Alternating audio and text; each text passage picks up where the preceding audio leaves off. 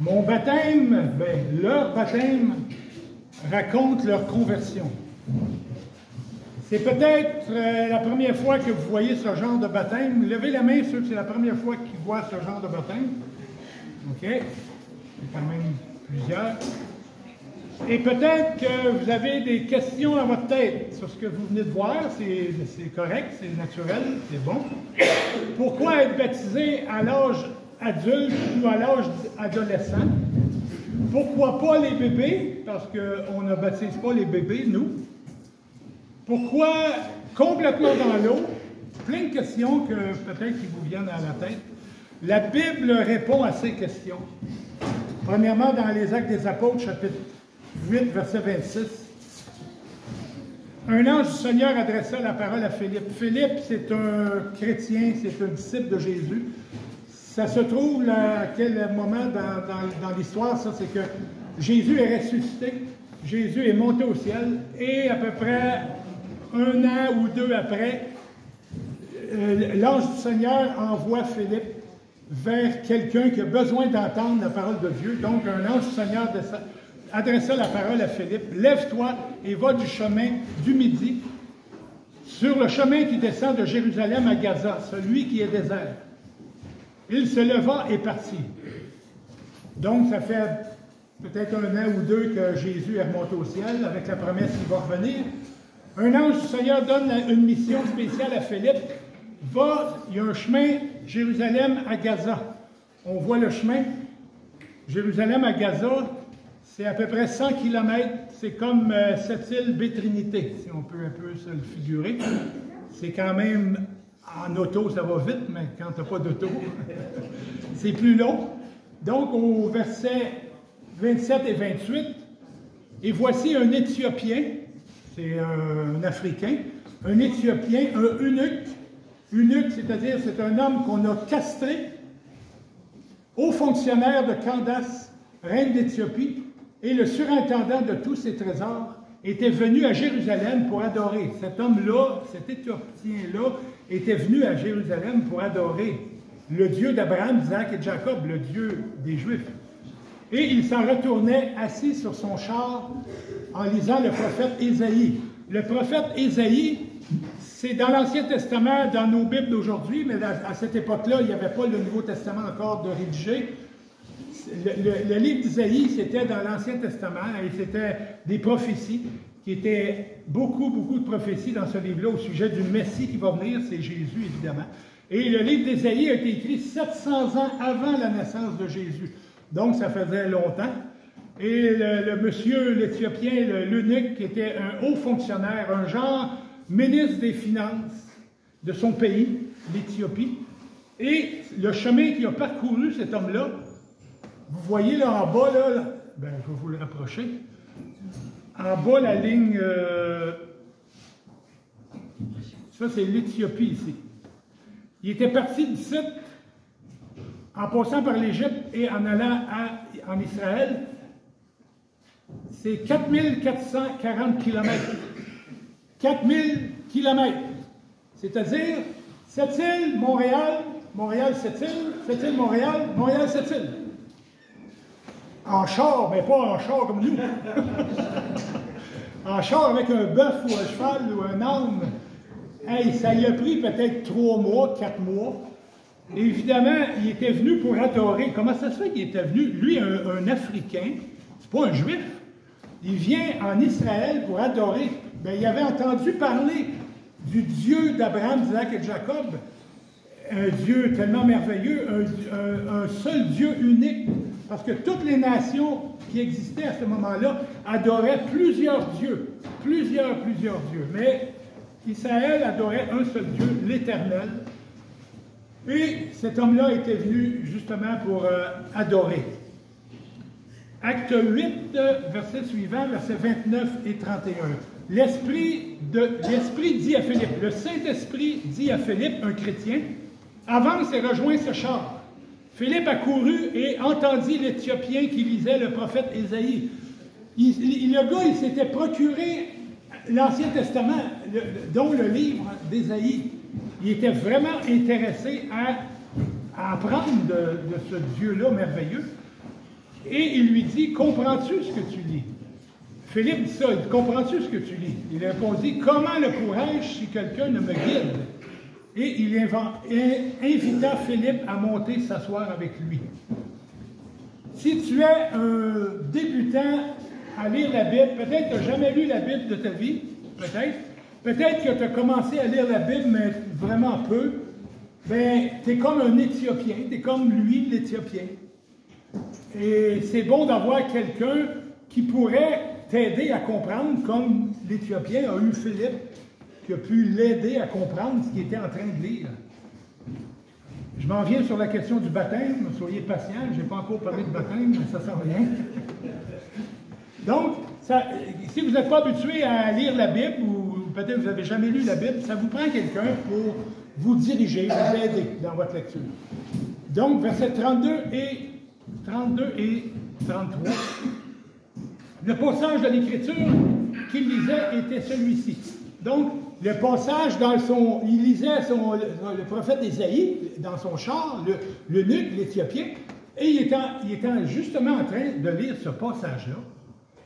C'est-à-dire, il a été mené comme une brebis à l'abattoir, et comme un agneau muet devant celui qui le tond, il n'ouvre pas la bouche. Dans son humiliation, son droit a été supprimé, et sa génération, qui la racontera?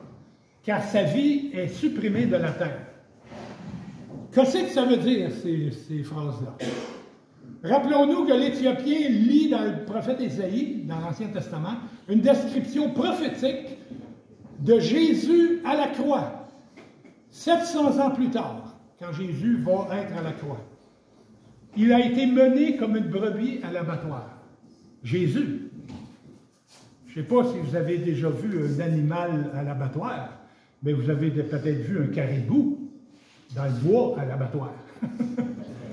C'est semblable. Ou une perdrix. Bien, Jésus, c'est ça. Il était mené comme une brebis à l'abattoir, à la croix. Comme un agneau muet devant celui qui le tond. Si vous avez déjà vu un agneau qui se fait tondre, il ne bouge pas, il est comme une statue, et il se fait tondre, il reste comme sur pause. Mais Jésus était comme un agneau muet devant celui qui le tond, Jésus à la croix. Il n'ouvre pas la bouche. Jésus n'a pas insulté les Romains qu'il crucifiait. Son droit a été supprimé. Évidemment, Jésus, c'est Dieu. Son droit a été supprimé. Pour cet instant-là, on l'a cloué et il est mort. Son droit a été supprimé. Et sa génération, qui la racontera? Les 12 apôtres ont foutu le camp. Ils ont eu la chienne de leur vie. Ils ont été se cacher. Ça a pris, après ça, le Saint-Esprit pour leur donner un petit peu de courage dans la vie. Et sa vie est supprimée de la terre. Évidemment, il est mort crucifié. Évidemment que l'Éthiopien, l'eunuque, se demande de qui il s'agit. Là, je viens de vous l'expliquer. Bien là, versets 34 et 35. L'eunuque prit la parole. Il dit à Philippe, « Je te prie, de qui le prophète dit-il cela?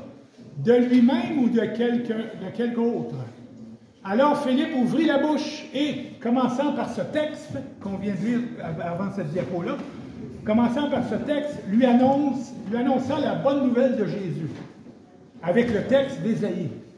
L'Éthiopien n'a aucune idée de qui il est question dans ce texte-là, comme la grande majorité des gens d'aujourd'hui, à Sept-Îles, à Ouachat, Maliotenam, à Québec, à Montréal, en Amérique du Nord, sur la planète, comme la grande majorité des gens aujourd'hui qui ne savent pas vraiment qui est Jésus. Le monde savent que Jésus, c'est un personnage historique, oui, il a existé, un gars révolutionnaire, il a vraiment changé les choses, un homme bon, il a été bon, un guérisseur, un faiseur de miracles. Il est né à Noël. Quelle coïncidence! Il est né à Noël. Il a vécu en Israël. Et il y avait 12 amis, les apôtres. Bon, en général, c'est ce que les gens connaissent de Jésus. Leur connaissance de Jésus est seulement historique. Un peu comme je connais Jules César, je connais Cléopâtre, je connais Napoléon, mais pas plus que ça. Mais ceux qui connaissent vraiment qui est Jésus, ceux qui connaissent vraiment qui est Jésus, doivent ouvrir la bouche et annoncer la bonne nouvelle de Jésus, comme Philippe a fait. Il a ouvert la bouche. Il a parlé de son Sauveur. Mais c'est quoi ça, cette bonne nouvelle-là? C'est quoi la bonne nouvelle? C'est pas les cadeaux à Noël. C'est pas ça la bonne nouvelle. La bonne nouvelle, c'est Jésus qui se donne à la croix pour donner le pardon des péchés et la vie éternelle. C'est ça la bonne nouvelle. Il donne le pardon des péchés et la vie éternelle à tous ceux qui, comme Anne Kelly et Abigail, ont cru, qui croient. C'est quoi croire? C'est le même mot que confiance. Confiance. Je vous donne des exemples de confiance. Tu mets ta confiance quand tu embarques dans un ascenseur. 30 étages, des portes se rouvrent, tu rentres là-dedans, comme si tu rentrais dans ton salon. Pourtant, en dessous, il y a un trou. Un méchant trou. Tu mets ta confiance quand tu prends l'avion. Hey, c'est-tu une confiance quand tu prends l'avion?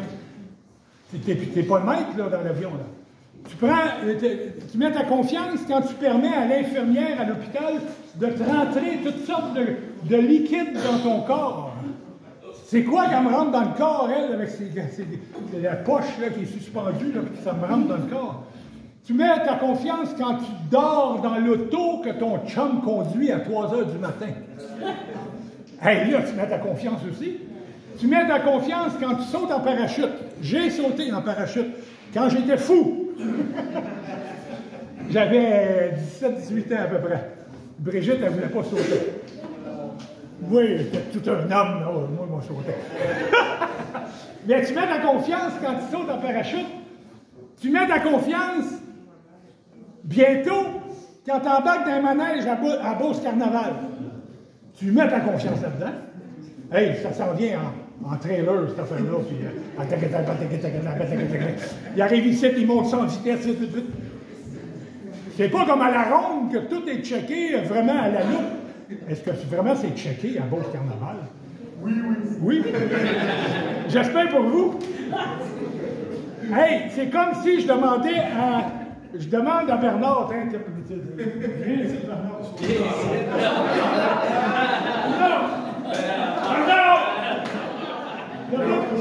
Debout là. OK? Là, ça sauve. Et là, Bernard, il va se laisser tomber. Il va se laisser tomber dans la main. Puis je vais le poigner. Vas-y, Bernard. Vas-y, Bernard.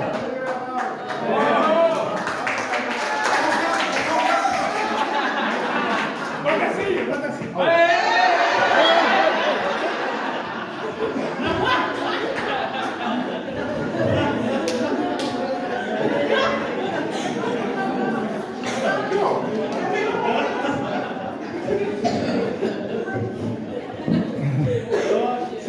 C'était drôle.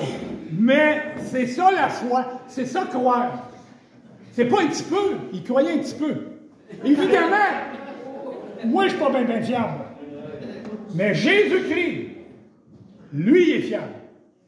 Lui, on peut se laisser tomber dans les bras de Jésus-Christ, vraiment dans un précipice, là, 3000 pieds de creux, là, il n'y a pas de problème, il va nous pogner. Vraiment, croire en Jésus, c'est avoir une confiance totale dans ce qu'il a dit et dans ce qu'il te demande. Jésus dit que tu es un pécheur. Il faut que tu aies une confiance que, oui, je suis un pécheur. Jésus te dit que tu es un pécheur perdu pour l'éternité. Tu es perdu pour l'éternité dû à tes péchés sans nombre que tu as commis dans ta vie. Jésus dit que tu ne peux rien faire pour changer ta destinée de perdition éternelle. Tu es foutu. Tu dois avoir confiance à ça, que Jésus dit la vérité là-dessus. Et non pas dire, ouais, ben regarde, ben non, je pense pas que Jésus dit ça. Non, il dit ça. Jésus dit que lui, Jésus, il a payé pour racheter ton âme perdue. Jésus a payé ce que ça coûtait pour racheter ton âme perdue. C'est ce que lisait l'Éthiopien en route vers Gaza. C'est ça qu'il est en train de lire dans le prophète Ésaïe. Il a été mené comme une brebis à l'abattoir, comme un agneau muet. Il n'a pas ouvert la bouche quand on le clouait à la croix. Tu dois croire à ça. Lui, Jésus, ne méritait pas ce traitement horrible de la crucifixion. Il n'a jamais commis aucun péché. Jésus était non coupable. Il ne devait pas mourir là. Il devait simplement s'en retourner dans son ciel après avoir passé 33 ans de touriste dans sa planète. Il devait retourner dans son ciel. Mais non, il était traité comme un coupable, lui qui n'était pas coupable. Jésus a marché avec sa croix vers Golgotha pour toi. C'est pour toi qu'il a fait ça, pour payer la dette de tous tes péchés. Ça, c'est la bonne nouvelle de Jésus, que Philippe a raconté à l'Éthiopien. Et là, l'Éthiopien, l'eunuque, va poser une question très importante. Très importante. Verset 36. Comme ils continuaient leur chemin vers Gaza, ils arrivèrent à un point d'eau. Et l'eunuque dit, « Voici de l'eau, qu'est-ce qui m'empêche d'être baptisé? Voici de l'eau. Qu'est-ce qui m'empêche d'être baptisé? » On est rendu au baptême. Ça a pris une longue introduction.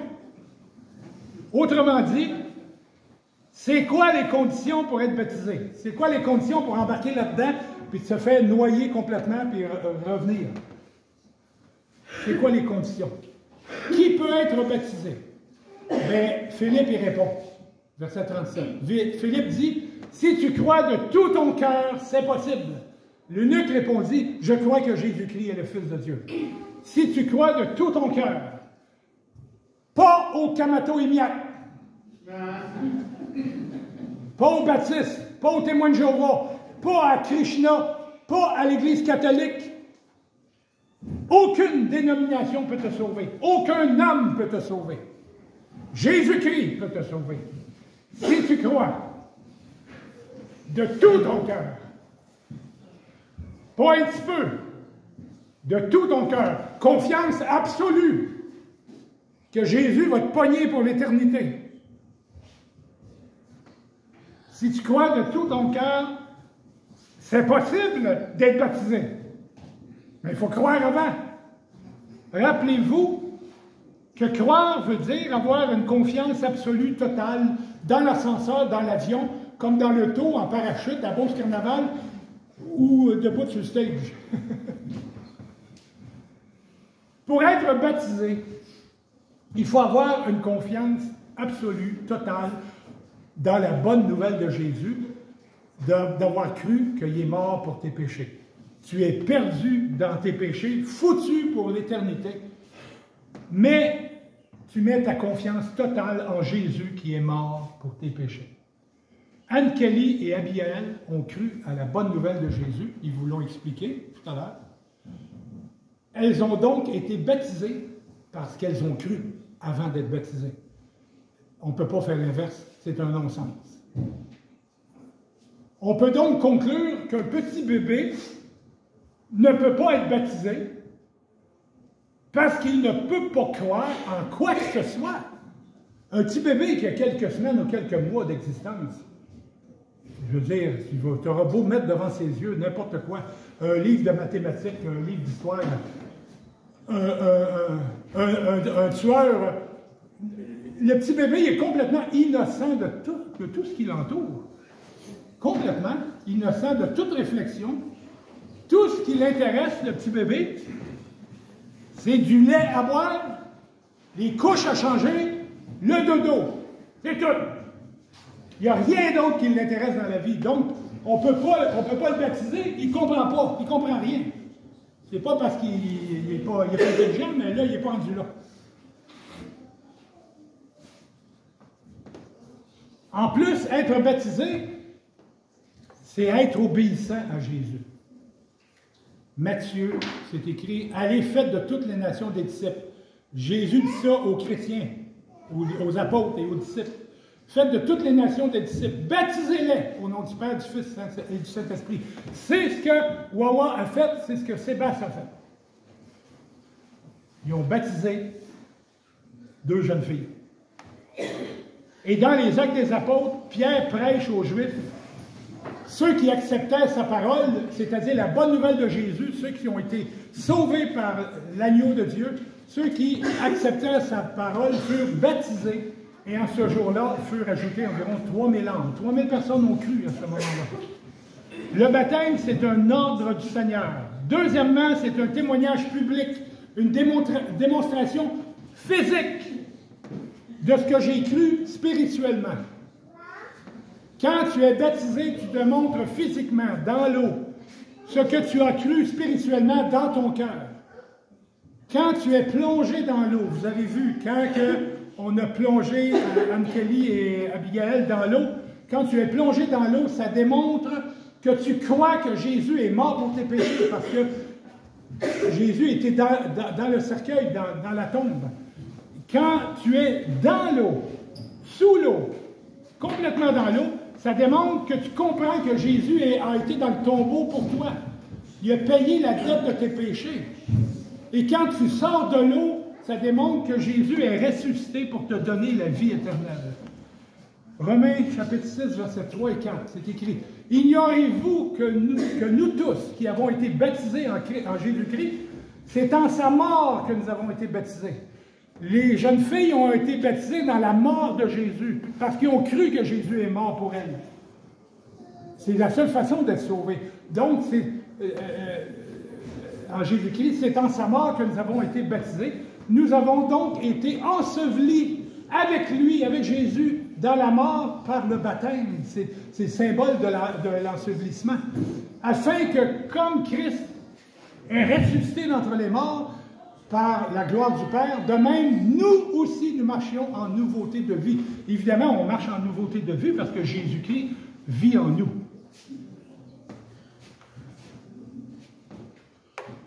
Est-ce que tu crois à cette bonne nouvelle-là? Ça, c'est la question qui t'appartient. Est-ce que tu crois à ça? Est-ce que tu crois que Jésus est mort crucifié pour tes péchés? Est-ce que tu as une confiance totale, absolue dans ça? Pas un petit peu, oui, mes parents m'en ont parlé. C'est pas ça qu'il est question. Est-ce que tu peux dire que tu peux te laisser aller dans les bras de Jésus en croyant qu'il est mort crucifié pour tes péchés? Que tu ne vas te tourner vers rien d'autre que ça? Aimerais-tu que Jésus te sauve? Il a fait ça avec moi, j'avais 22 ans. J'en ai 68. Ça fait un bout. J'ai cru à ça. Ça a changé ma vie au complet. Pour le mieux.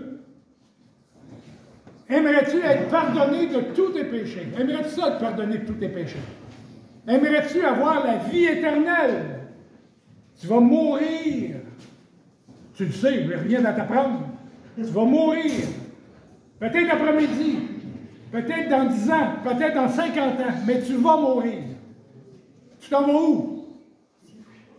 Tu es bourré de péchés. Je le sais parce que je suis pareil.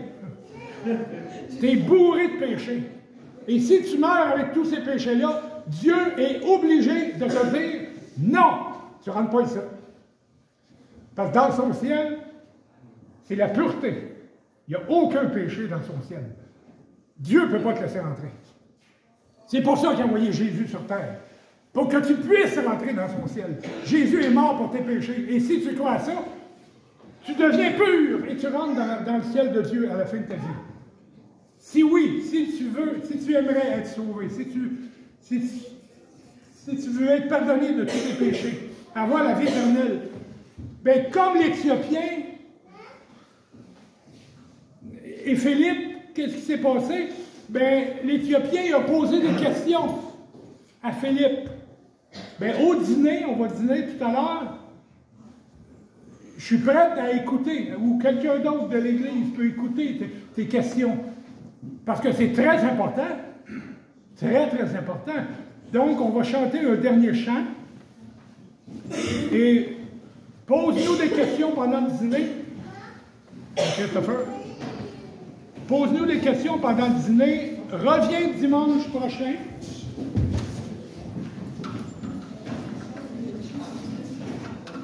Reviens dimanche prochain pour entendre encore la bonne nouvelle de Jésus.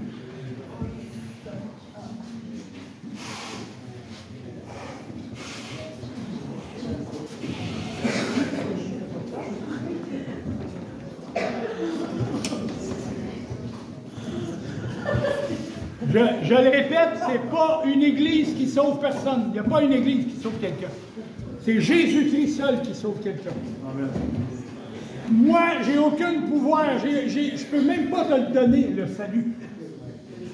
Je suis un pécheur comme toi, mais moi, j'ai cru. Moi, j'ai cru, ça fait 47 ans. J'ai cru à ça. Jésus est mort pour mes péchés. Merci, Seigneur. Et maintenant, je me laisse tomber dans les bras de Dieu. Ça fait 47 ans.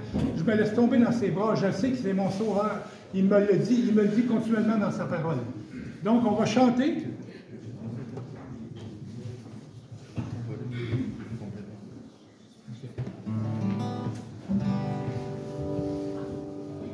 Pendant qu'on chante, sonde-toi à l'intérieur de toi, puis questionne-toi. Dis-toi, est-ce que j'ai besoin de ça? Oui, tu as besoin de ça. Puis écoute les paroles, et tu peux même lever la main et dire, moi, je veux l'avoir. Je veux l'avoir, cette vie éternelle-là. Tu peux faire ça. Ou tu peux lui poser une question au dîner. Mais par exemple, il faut que tu fasses une démarche spirituelle. Sinon, tu retournes dans la boîte. Ça mène à rien, la vie.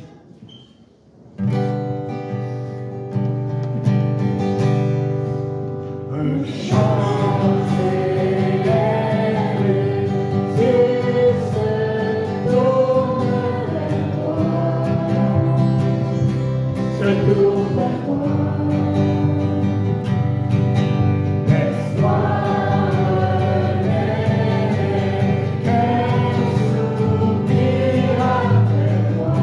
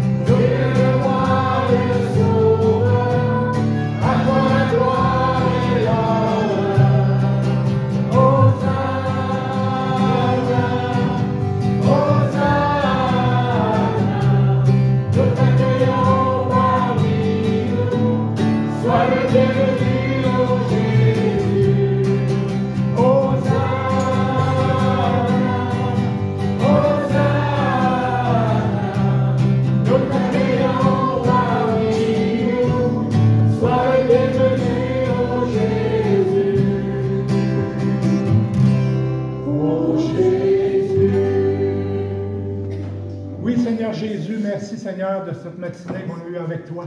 Merci Anne-Kelly et Abigail, Seigneur, que tu as conduit à être baptisés. Merci d'avoir parlé à leur cœur il y a longtemps et que tu les as sauvés. Ils ont pu avoir confiance en toi. Ils ont cru en toi, en ton salut et être baptisés aujourd'hui. Seigneur, prends soin d'elles toute leur vie durant. Merci Seigneur Jésus de tous ceux qui sont venus ce matin. Seigneur, parle au cœur de chacun. Continue, Seigneur, de parler au cœur. Merci, Seigneur, pour la nourriture qu'on va prendre tout à l'heure. Merci de la communion fraternelle ensemble. Merci pour cette belle journée, Seigneur Jésus. Amen. Amen. On va mettre les tables et une bonne gang, sortez dehors. Je vous mets dehors. Et les autres, on met les tables. On va mettre les tables.